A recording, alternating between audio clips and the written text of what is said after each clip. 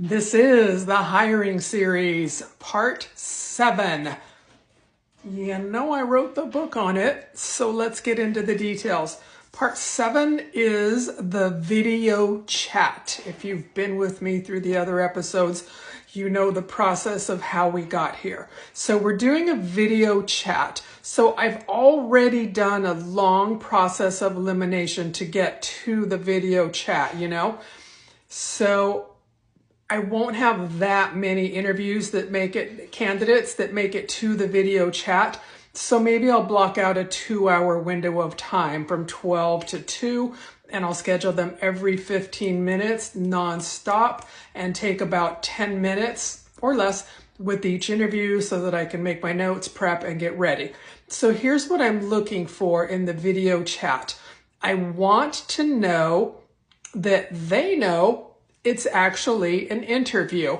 I'm looking at how they appear to me, how they present themselves. Did they just roll out of bed at 11:59 for a 12 p.m. video chat?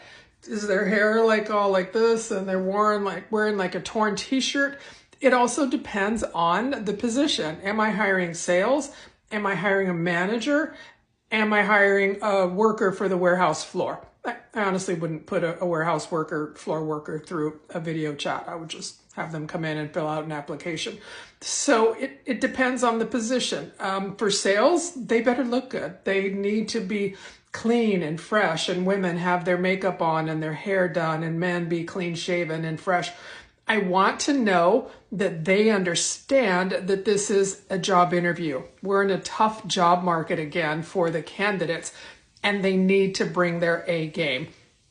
So in the telephone chat, I already said, tell me about yourself. So I'm not going to do that again.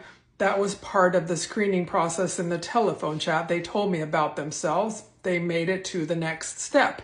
What I want to see now is how they flow, how they speak, how they look. Do I need them for sales? Then it matters. So I've got their resume in front of me. My main goal is to keep eye contact with them, not to just be reading their resume. I've already read their resume several times for them to get to this point, but I'm still making notes. So I'm asking them specific questions that pertain to the job that they are applying for. Now that I've got them face to face, I want to keep the eye contact strong, but I am making notes. I might be looking at their resume and saying, tell me about this position that you had where you were the quality control manager for ABC. But it's really about a vibe of do I feel like they're the right fit? Now that I can see them and see their movement and their flow and how they speak, I can get a better feel for how they're going to integrate into the team. If they've made it to the video chat, the odds are pretty high that they're going to make it to the live interview from here. So I have 2 folders that I'm working with while I'm doing the Skype or FaceTime interviews. And the 2 folders either say, one is no, and the other one is live interview. So at the end of my chat with them, I'll say one of 2 things. I'll either say, thank you so much for your time. I'll pass my notes along to the management team. And that's my soft way of telling them no, and then from there we will send out a form letter that lets them know that they were not picked to move on to the next round. Thank you for blah, blah, blah. We'll keep your resume on file.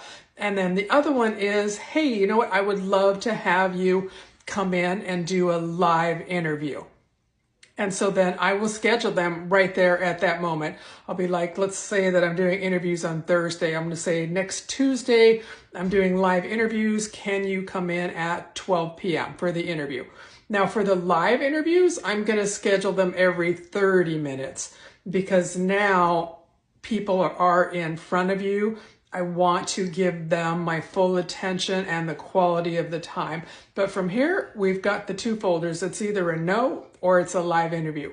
In the next segment, we will talk about what to do in the face-to-face interview.